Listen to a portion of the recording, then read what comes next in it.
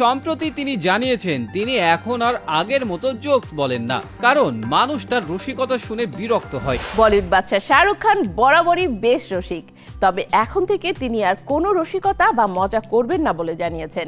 মজা করার দায়িত্ব দিয়েছেন অন্য কাউকে। কাকে দিলেন দায়িত্ব, জানবো বিস্তারিত।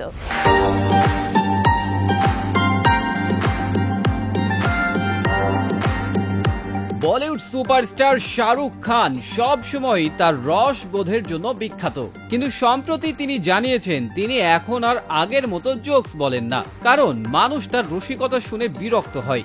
গত সোমবার মুম্বাইতে নেটফ্লিক্স ইন্ডিয়ার বিশেষ আয়োজন নেক্সট অন নেটফ্লিক্সে হাজির হয়েছিলেন শাহরুখ। সেখানে তিনি মজার ছলে বলেন, আজকাল আমার জোকস শুনে মানুষ বিরক্ত হয়, তাই আমি জোকস বলা বন্ধ করে দিয়েছি। তবে আমার ছেলে আরিয়ান সেই জায়গাটা পূরণ করবে। এখন তুই কর বেটা, বাপের নাম উজ্জ্বল কর। এই মন্তব্যের মাধ্যমে শাহরুখ শুধু তার রসবোধই প্রকাশ করেননি, বরং ছেলের ক্যারিয়ার নিয়েও ইঙ্গিত দিয়েছেন। কারণ এই রাতেই শাহরুখ আনুষ্ঠানিকভাবে ঘোষণা করেন যে তার বড় ছেলে আরিয়ান খান বলিউডে পরিচালক ও লেখক হিসেবে আত্মপ্রকাশ করতে চলেছেন। অনেকদিন ধরেই জল্পনা চলছিল শাহরুখ পুত্র আরিয়ান খান অভিনয়ে আসছেন কিনা।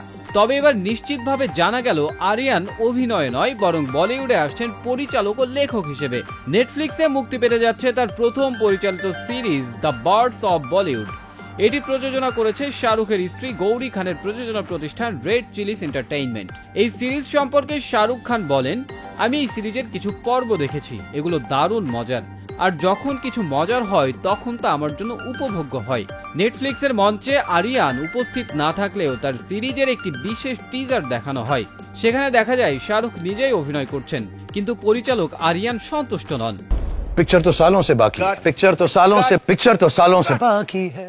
বারবার তিনি কাট কাট কাট বলে দৃশ্য থামিয়ে দিচ্ছেন।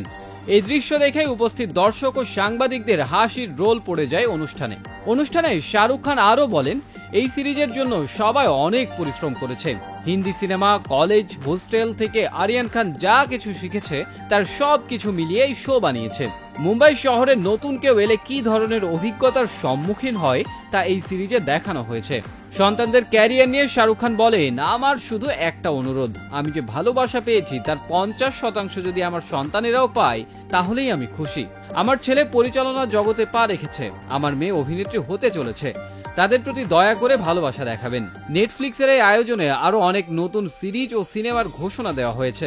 সর্বোপরি শাহরুখ খানের উপস্থিতি, আরিয়ানের পরিচালনায় অভিষেক ও নতুন কন্টেন্টের ঘোষণা, সব মিলিয়ে নেক্সট অন নেটফ্লিক্স রাত্রি হয়ে উঠেছিল বলিউড প্রেমীদের জন্য স্মরণীয় এক আয়োজন।